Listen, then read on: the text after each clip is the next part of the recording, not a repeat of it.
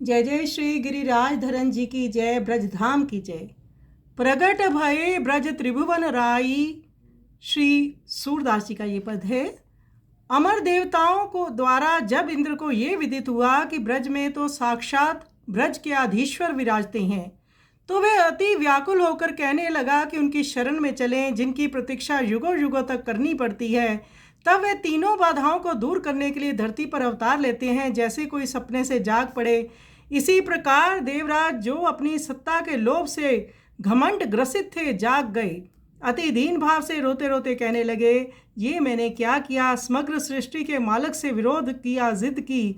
शिव जी, ब्रह्मा जी, सूर्यदेव, वरुण, यम, सभी अमर देवता गण को लेकर इंद्र ब्रज की ओर प्रभु की शरण में चले।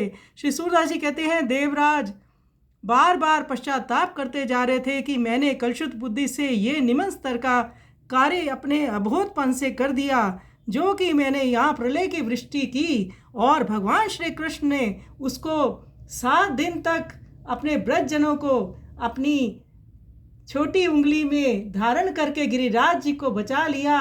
तो मैंने तो ये धृष्टता की है, मैं भगवान को पहचान ना सका। तो अब वो उनकी शरण में आई हैं। तो आइए इस सुंदर पद का हम श्रवण करें।